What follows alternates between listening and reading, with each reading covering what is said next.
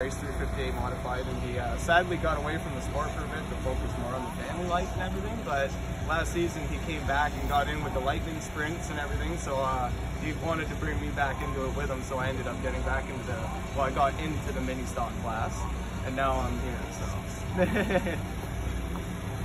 what would you rather be in? Honestly, one of these. It's so much easier to drive. It takes a good driver to drive them. Obviously, you got to have some guts to get the glory. But I mean, the front-wheel drive mini stocks, you really got to handle those cars. These things, they kind of drive themselves. As long as you know you can keep up your routine, your momentum, and you're solid. Is the goal to bring your brother into a sportsman too eventually? Yes, actually, my brother Robbie, he got my mini stock from last year. And right now we have a chassis at the shop that we're actually building up for him right now. It's a Tio. And then next year I'm going to be getting into an Outlaw chassis. This is a big now, but I'm going to be getting into one of the Outlaw chassis which my father distributes. He's an Eastern Ontario distributor for the Outlaw chassis out of St. Catharines. So. Perks of racing against your old man. Well, I mean, there's nothing better than going door to door with my dad. That's the past few weekends we've been door to door. My second win that I got this season, actually, me and my dad patched the finish line. Like, he was right there. He was hitting me. We were bumping each other. You know what I mean? I don't know if he let me win. It was on Father's Day, so I don't know. But would he admit it? He hasn't yet. Where do you see racing taking Gavin McFarlane?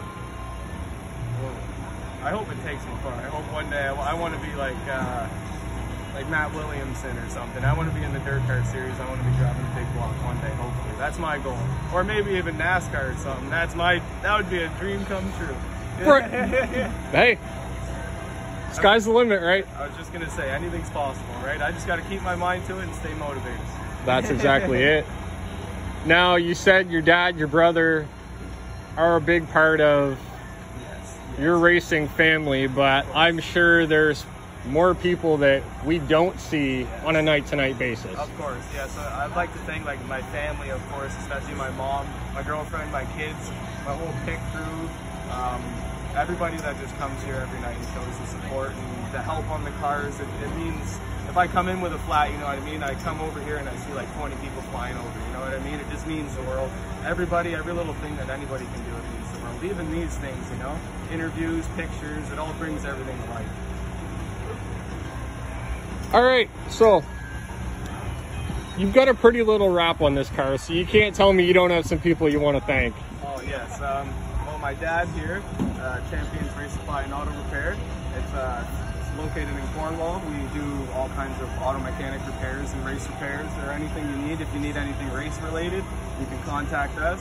My mom at Celtic Treasures, her business, it's all Scottish, Celtic goods, you know what I mean, all from the UK. I'd like to thank Dirt Track Racing. They put me in their game kind of like as an appreciation because I appreciated them and put them on my car, right? I'd like to thank all the Outlaw family, everybody from up there, and everybody here at the tracks and everything, you know, it's amazing. What are your expectations for the rest of the season? I hope to finish the year strong. I want to do a few sportsman races this year. I want to finish off with the sportsman races because I know there won't be no novice near the end of the year. So I'm going to test my luck. Definitely in the next few years, I have a surprise coming out with my new chassis and everything. So I'll keep everybody updated on that when the time comes. So you're not ruling out Brockville, Brighton, Granby, Drummond towards the end of the year? Oh, definitely not. I race Brockville every Saturday. I'm a regular there and a regular here at Cornwall. And I intend on making a trip up to the Quebec side and doing a few runs there. Also, I want to go to Mohawk, Can-Am.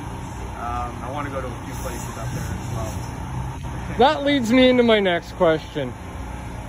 If you had one track at the very top of your bucket list, whether it's still open, non-existent, where would it be?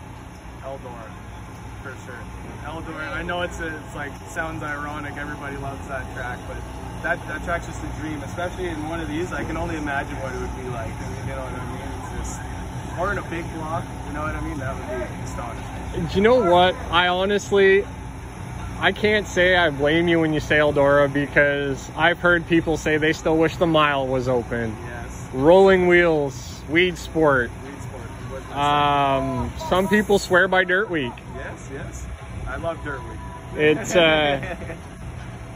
to each is their own, and I mean, I know me personally, I've always been a fan of the mile. For sure. Because then it, like, I'm sure you'll agree, it's easy to go fast on the 3/8 to a quarter mile. Oh. Now put your program together with fuel mileage, tires, Yeah. heavy competition on a half mile, 3/4, full mile. Yeah, these bull ring tracks are definitely a different animal. You can win here, you can pretty much win anywhere, but those tracks, when you go wide open, there's no room for mistake. And when you make a mistake, it's usually bad, you know what I mean? So those tracks you really got to keep in mind, like, it's a big difference. You got to set your car up completely different.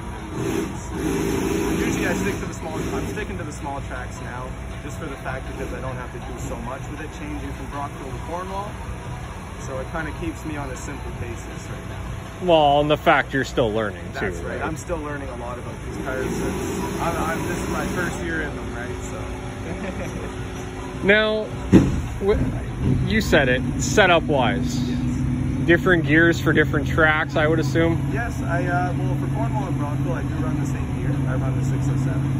But usually, if I were to go to a different track, if I were to go to Mohawk per se or something like that, I'd probably run like a 560 in that range, 560 something. You know what I mean? Are you running the 486 or the 411?